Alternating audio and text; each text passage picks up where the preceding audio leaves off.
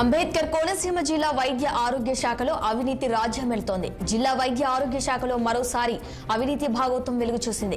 ఈ మేరకు వైద్య ఆరోగ్య శాఖ కార్యాలయంలో ఒక్కోదానికి ఒక్కో రేట్ ఫిక్స్ చేసిన అధికారుల వైఖరితో వివిధ పనుల కోసం ఆఫీస్కు వచ్చేవారు హడలెత్తిపోతున్నారు. ఎస్ఆర్ తెరవటానికి 5,000, ప్రొబేషన్ డిక్లరేషన్ కు 15,000, రిటైర్డ్ బెనిఫిట్స్ కు 4,000, ఆఖరికి ప్రసూతి సెలవుకు కూడా 3,000 రూపాయల సిబ్బంది వసూలు చేస్తున్నట్టు ఆరోపణలున్నాయి. ఇక కార్యాలయంలో ఏ పని జరగాలన్నా ఒక్కో దానికి ఒక్కో రేట్ అడిగి తీసుకుంటున్నట్లు సమాచారం. సాక్షాత్తు డిఎం అండ్ హెచ్ఓకు మామూళ్లు ఇవ్వాలంటూ కొందరు ఉద్యోగులు వసూళ్లకు పాల్పడుతున్నట్టు తెలుస్తుంది. ఈ మేరకు జిల్లా వైద్య ఆరోగ్య శాఖ అధికారిక వాట్సాప్ గ్రూపుల్లో మెసేజ్లు హల్చల్ చేస్తున్నాయి. తనకేం పాపం తెలియదంటూ తప్పించుకుంటున్నారు.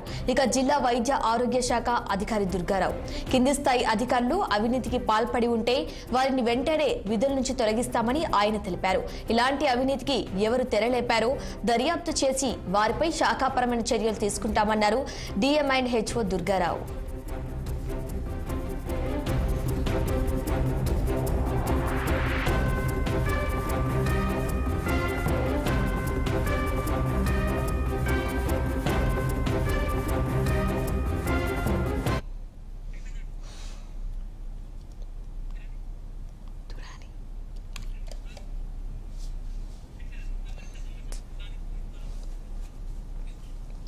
అంబేద్కర్ కోనసీమ జిల్లా వైద్య ఆరోగ్య శాఖలో అవినీతి రాజ్యమేలుతోంది. జిల్లా వైద్య ఆరోగ్య శాఖలో మరోసారి అవినీతి భాగోతం వెలుగు చూసింది.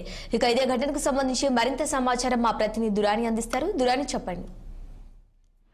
Good evening Shalini. Doctor B R Ambedkar Konaseema జిల్లాలో జిల్లా వైద్య ఆరోగ్య శాఖ అధికారి అంటే డిఎంఎన్హెచ్ఓ దుర్గారావు అవినీతికి పాల్పడుతున్నారంటూ చిత్రమైన విషయం బయటకు వచ్చిన తీరు కూడా చాలా ఆసక్తిగానే ఉందని చెప్పుకోవాలి.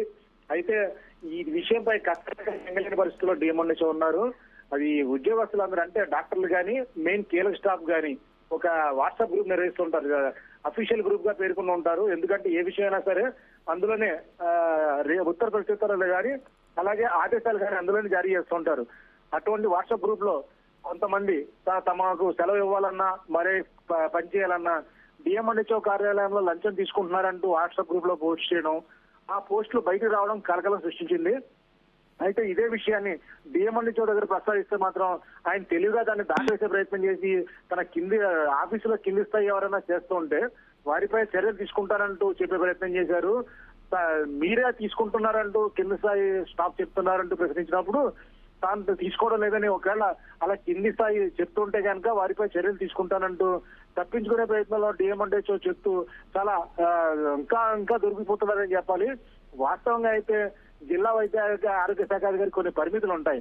అయితే ప్రస్తుతం పరిమితులకి మించి పనులు జరుగుతున్నాయని చెప్పుకోవాలి. ఎందుకంటే హెల్త్ అసిస్టెంట్లు నియామకంలో కానీ వారి సెలవు విషయంలో కానీ ఇప్పటికే ఆ శాఖ చాలా బదనామైందని చెప్పాలి. ప్రతి విషయంలో కూడా లంచావతారాలు అలాగే నర్సింగ్ స్కూల్ వ్యవహారాల్లో కూడా చాలా అవకతవకలు జరుగుతున్నాయి.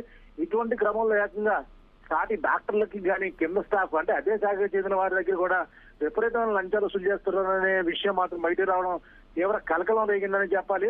డిఎంఎన్హెచ్ఓ దుర్గారావు ఇచ్చిన వివరణ సంతృప్తికరంగా లేకపోయినా తప్పించుకునేందుకు మాత్రం ఆయన చాలా తెలివిగా మాట్లాడుతున్నట్టుగానే తెలుస్తుంది.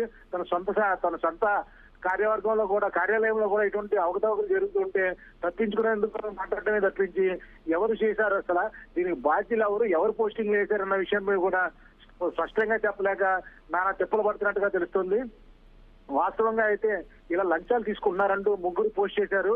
ఆ 3ని పిలిపించి మాట్లాడే ప్రయత్నం చేశారే కానీ ఎవరి వల్ల ఎక్కడ జరిగిందన్నది మాత్రం కూలంకషంగా ఎంక్వైరీ చేయలేదు.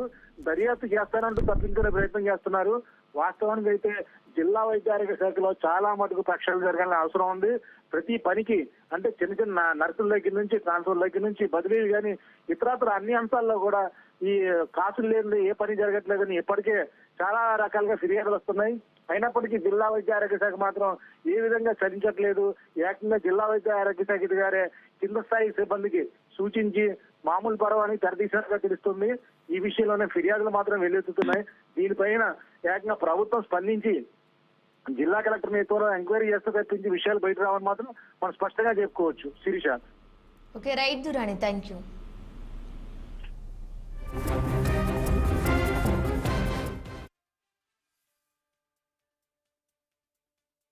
కొన్ని ఎలిగేషన్స్ వచ్చినాయి కదండి వాట్సాప్ గ్రూపుల్లో.